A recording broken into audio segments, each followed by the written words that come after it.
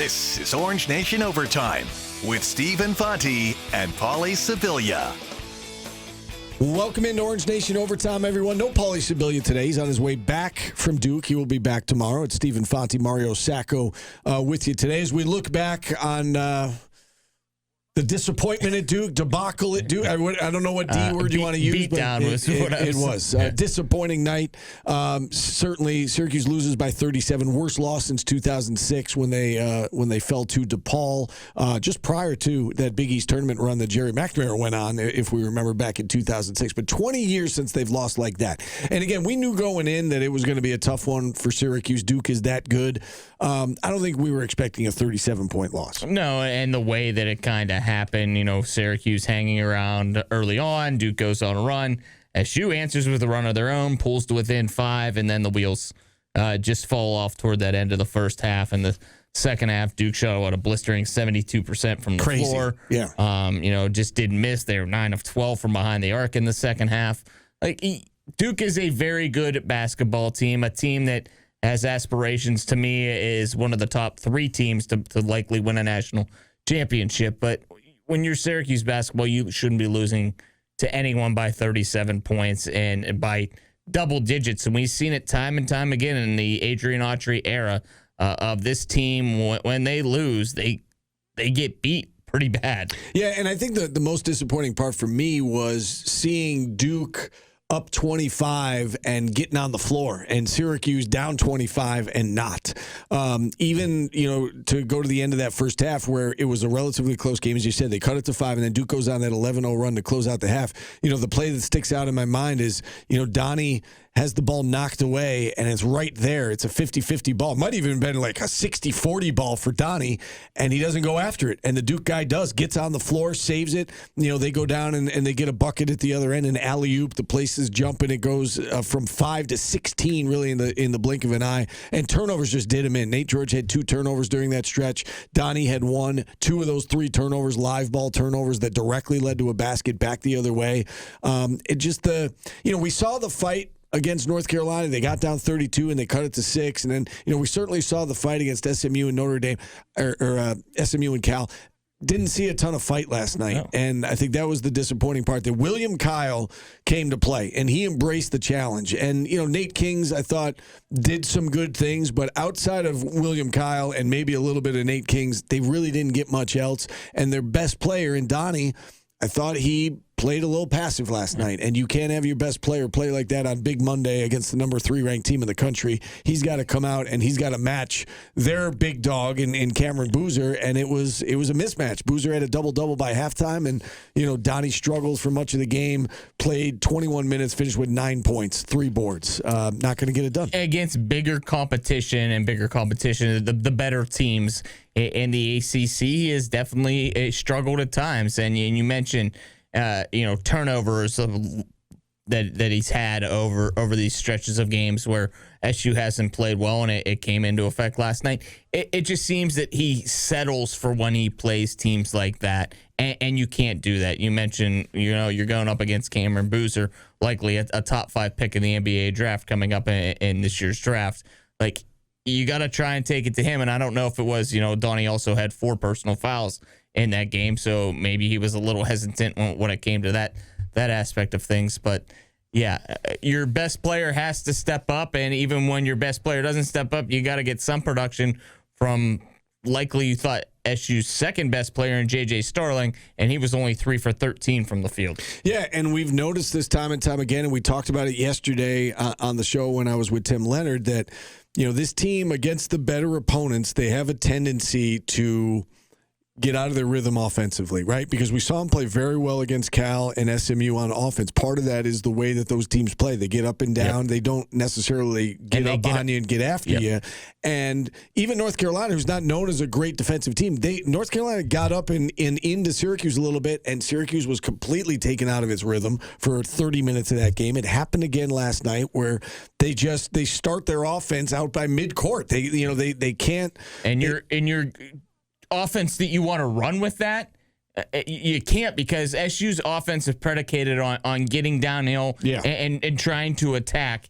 And when you're starting it, as you mentioned, 35 feet away, and you're making the one pass to 25 feet away from, like, you're not doing anything. Yeah, you couldn't initiate the offense, yes, and it led to a 16-point deficit at halftime, and then the second half was a disaster. And we said going into last night that Syracuse had to rebound well. They didn't. They were minus 10 on the glass. We said they had to hope that Duke missed shots. Duke didn't miss shots. If anything, Duke shot lights out, and as you said, 72% in the second half. They were 13 of 14 at one point in the second half, and Syracuse needed to make shots, and that didn't happen. They needed to take care of the ball, and in key spots, they didn't do that. They didn't do anything they needed to do to keep it close. And on the road against that opponent, if you don't do anything on your checklist, you're going to lose by 37. And so it's the worst loss of the Adrian Autry era, worst loss since Syracuse joined the ACC, worst loss for the program in 20 years. And now, they are left to kind of pick up the pieces with 4 games left. And, Joe Lunardi gave all of Orange Nation just that little bit of glimmer of hope yesterday when he said, well, if Syracuse wins tonight, they're back in the bubble conversation. That's obviously out the window now. Yeah, it's out the window, and you're playing kind of now for ACC seeding and where you're going to go from there with these last 4 games. John Shire and his tenure as Duke head coach, the short tenure as Duke head coach, average margin of victory against the Orange is 27 points a game. Yeah. And Duke has won 11 in a row. They have dominated the series over the course of the last several years. All right, we're going to switch gears. We're going to talk women's basketball now. If you listen to the Orange Nation radio show today, you know that we had Michaela Walker on. She's the general manager for the SU women's basketball program. Our first time ever talking with her. We really enjoyed the interview. Very insightful. We started her off by just asking about this year's team. Coach Jack had said earlier in the season that she knew this team was going to be special. I asked Michaela if she had a moment this year when she realized, hey, we're going to be pretty good. Well, honestly, that's why I took the job. I have been a basketball coach for 12 years, working at various institutions. One I won't name, but the other 2, University of Delaware and Arizona State. And this was an opportunity that was presented to me. I had a couple other options, talked to Auburn a little bit, looked at an opportunity at UCLA, looked at some opportunities with the WNBA for the Phoenix Mercury. I was trying to get on a little bit with the LA Sparks, but saw this opportunity, came out, had a chance to watch the team in practice, and it was by far the most appealing option for me, just by watching them play and seeing what we have in the gym. So I kind of like Coach Jack. Like, from day one, I kind of knew this would be a special team. What is it like working with Coach Jack day in and day out? And can you walk us through that first initial meeting with her when you guys discussed coming on board here at Syracuse? Well, the first time I officially met Coach Jack was over the summer. We were at the Nike tournament in Las Vegas, and I've obviously worked with Natasha Adair for all of my professional career since graduating with my master's. And so she introduced me to Coach Jack. I'm kind of directing them to different games that they need to watch while we're at the tournament. And it was there that I saw her passion. I got kind of excited about Coach Jack, but still was not thinking about the general manager position until I got another phone call from Coach Adair and Coach Jack, and they just started to explain to me what they were looking for in this role. And that aligned a lot with what I had experienced in my graduate programs, what I was trying to gear my career up to be. So I had to start revisiting the opportunity. And, since day one, Coach Jack is full of energy. She's got so much passion, and she is an incredible example for what young women can aspire to be in a leadership role. So along those lines, Michaela, you said that you had been in coaching for more than 10 years. And what was it about this role in particular that made you want to make the switch from, coaching and being on the court day in and day out to more of a front office position, if you will? Well, as you know, the landscape in college athletics has changed significantly over the course of my time in it. And the opportunity to really invest in our student athletes just grew immensely in this role, and being able to help them really grow with their brands as student athletes, as professionals. I saw this opportunity to be one where I could really have an impact on actual development of the entire being and not just the athlete. day to day, what does a day to day job look like for you? Woo, day to day, every day is. Tuesday to a Thursday. I get it, but I mean, what are you doing this time of year? Yeah. What's a normal day for you right now in season? Right now in season, it can vary from focusing completely on recruiting and figuring out who's going to jump in the portal, having different conversations with agents, AAU coaches, high school coaches, just trying to get a feel of the pulse of where people are at this time of year, but also having conversations with CAF and meeting with people about what our actual needs are in order for us to be successful when we hit the portal in April. So you just kind of raised an interesting question in my mind in terms of the portal. You said which players are going to hit the portal. I assume you mean from other teams. What about from your own team? Like how do those conversations work in season with current players? And again, I would imagine you're dealing with their representation. But do you have a feel right now? It's mid-February. Do you have a feel right now for a month from now which players are more apt to return than not? Ideally, yes. Part of this and part of my experience as an assistant coach for the last however many years is being able to identify that by watching body language, seeing people's behavior, their investment, their engagement.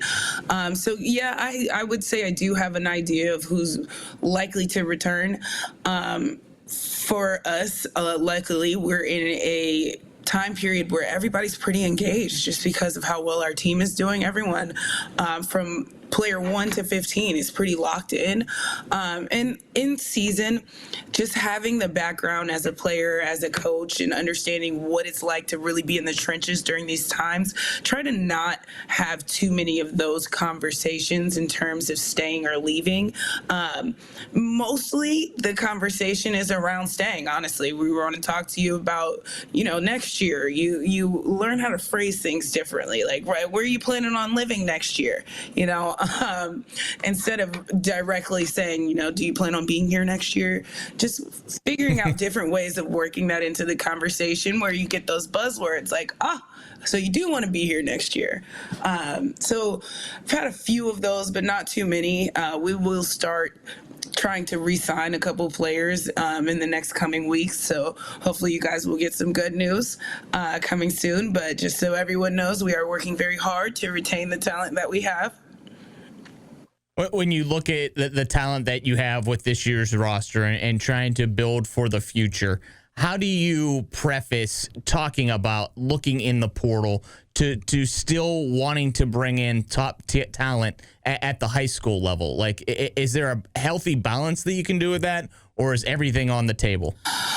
It really just depends year to year. Honestly, it shifts so much with what you have, what you need, what you're going to need. And you never know with your roster that you've put together how they're going to perform until they get out on the court.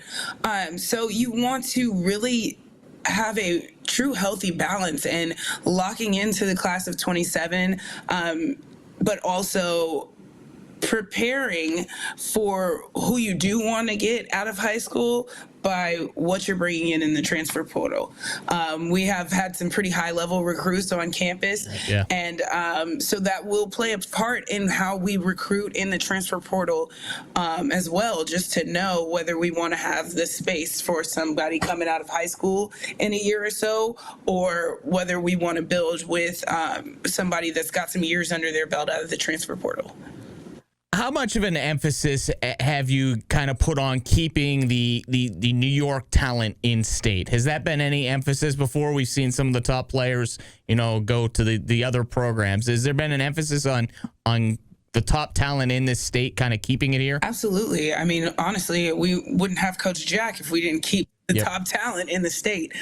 So that's actually a high priority of Coach Jack's, to make sure that we're touching the talent in New York. I obviously got here in October, so we've kind of they've done a lot of the legwork already, but we're making sure that we're staying on top of the Lou Highs, the Christ the Kings. We do have one of our commits, our signees that's coming in, Madison Howard, is from New York. So we're very excited about her and really just scouring the area, making sure that we're being seen. We want to make sure that Block S is in every gym that it needs to be in. How much do you rely on analytics to do your job on a daily basis in terms of focusing on which, the profile of player that you want on the team and on the roster? Analytics are so important, a part of the game right now, just being able to understand where your team is and how we need to grow. But I have actually been fortunate enough, and another reason why I thought that this would be a great opportunity for me was for us to have the Falk School and Newhouse and all of the students that are really engaged in analytics. I've been able to essentially have my own intern who is putting together some numbers that will really help me identify who can help us out of the transfer portal, who is going to be a good fit for us. Because honestly, there's going to be a lot of talent that jumps in the transfer portal, and you may be squinting your eyes at some things that we try out of the transfer portal, but in reality, we've got to figure out the best fit for our program. And I had a wonderful conversation with the general manager from the Los Angeles Sparks about how to structure that, where it's important, and analytics is a huge piece of it. You got to have, obviously, your eye test. You got to be a coach that can tell whether they have the skills that will help us as a program. And then additionally, the ears piece, where you get to hear who they are about their character, but that's got to be a even three-legged stool. And so to me, analytics is huge. And I will often walk into Coach Jack's office with some information that Sam has given me about where we're performing currently, and then help him understand where we want to be. And he's been able to build formulas that really work for us. It's way smarter than my level. I could barely pass algebra, but that's beside the point. When you're looking, and we just spent 40 minutes in the first part of the show talking about the NIL aspect of things and where Syracuse is in this giant landscape. For women's basketball, do you feel that the team is positioned well enough in NIL, or could there always be more? Like, how much does that play into a factor when you're going out and trying to bring in these new recruits, and like, how do those conversations go? Oh, absolutely. NIL is a huge factor.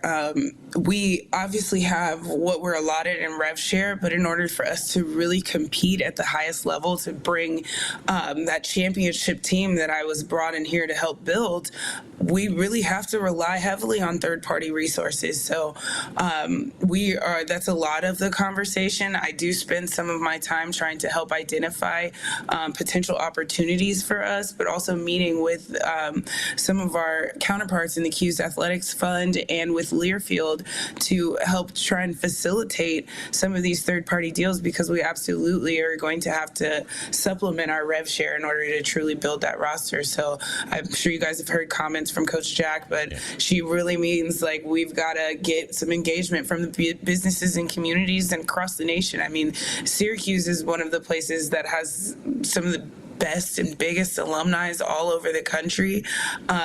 So it's important for us to be able to offer those opportunities, because some of the teams that we would have to compete with, they really have a huge head start in that space in terms of third-party opportunities. So it's a huge piece of it. It's probably never going to be enough. I mean, that's something that people experience in all different spaces, but it's definitely a huge part of how we're going to be able to construct the rosters going forward. Obviously, there's a lot of basketball left to be played this year, and it looks like you're going to play deep into March. But your job is to always be looking ahead, right? Absolutely. Looking ahead to next year. And I know we've kind of touched on this throughout the interview, but if you had to, do you know what your top priority is, I guess, going into this offseason from a roster perspective? Is it a certain position? Is it a certain player? Is it a retention of a certain player on the current roster? What is the top priority right now going into the offseason for you? Well, for sure, right now, the top priority is retention retention of a couple of our players. We want to make sure that the players that we have know that they're valued and how much we value them. So that's going to be something that we start doing. Like I mentioned before, we're going to start having some meetings very soon to try and retain some of the players that are on our roster right now. And then ideally, we want to go out and get us at least another point guard that'll be able to give some relief to Dom. Assuming, well, not give some release to Dom, but we want to for sure get a point guard in here. We want to get another post player in here. And then you look at the best available.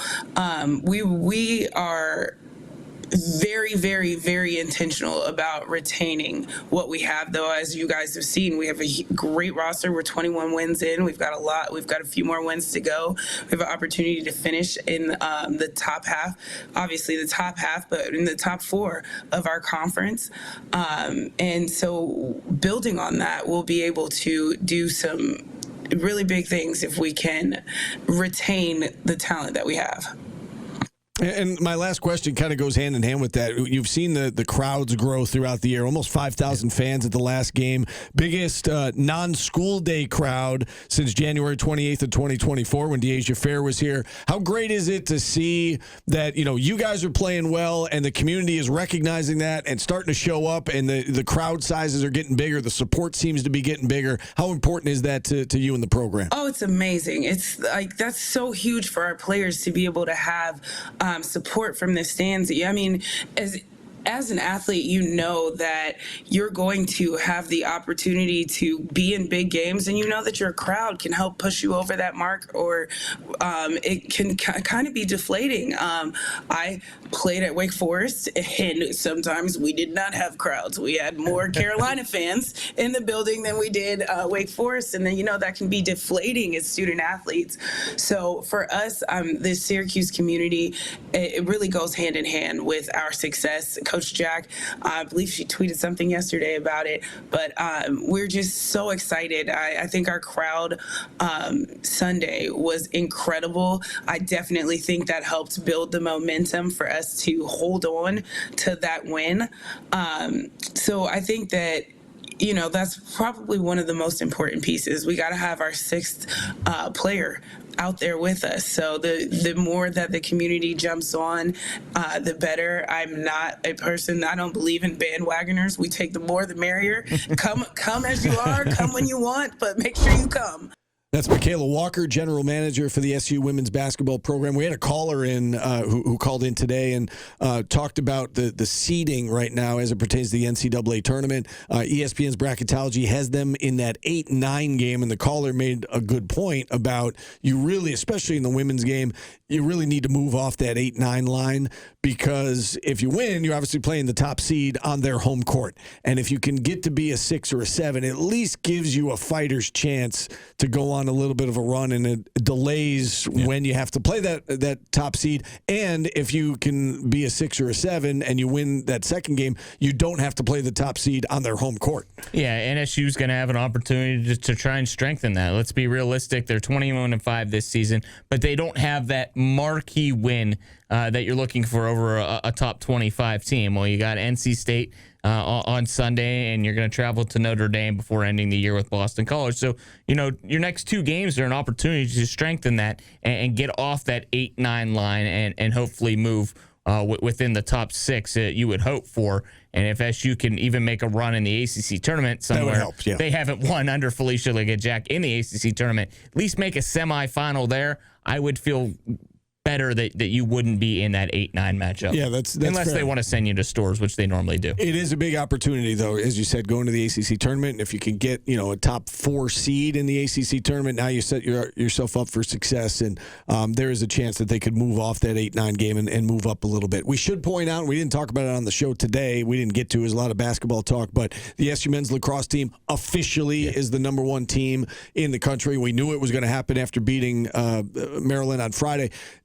Gary Gate has kind of downplayed it, saying it doesn't matter, and he's right. I think it matters maybe from a psychological perspective. The fact that they were able to beat Maryland, the fact that they are number 1 in the country right now. If they see Maryland again, they'll know, hey, we couldn't beat these guys, but we did beat them this year. We know how to get it done. I think that again, psychologically, more than anything else, I think that win was very important. And Gary kind of downplayed it, him and Jimmy McCool both, when we got to speak to him on Tuesday before the Maryland game, of Gary saying, I asked, about that question. Is it kind of getting the monkey off your shoulder? And he said, the next game is always our most important game. And I get that. It's coach speak, but it's true. Like, you're going one game at a time. But to know in your back of your minds that you hadn't beaten a team since 2009 and to finally get over the John Tillman, Gary Gates, saga, so to say, and you finally beat them, that goes a long, long way. And when you looked at this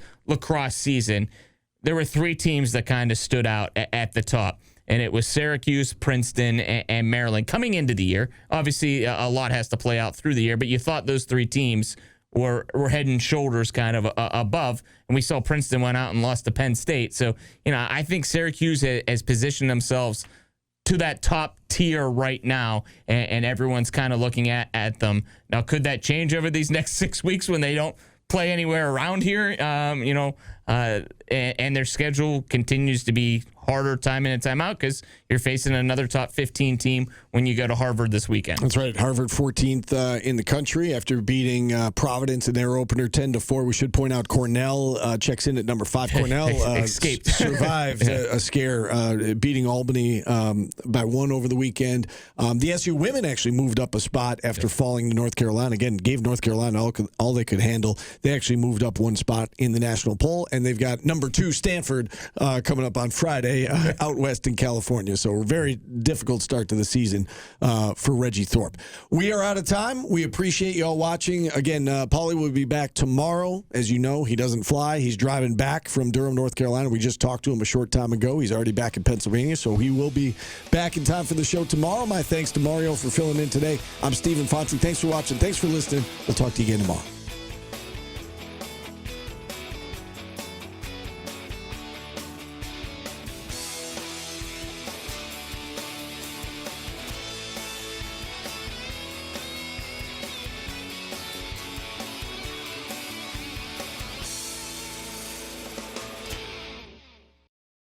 Download the WSYR Plus app on your TV to stream News Channel 9 for free. Just go to your smart TV, search WSYR Plus in the App Store, and download to start streaming today.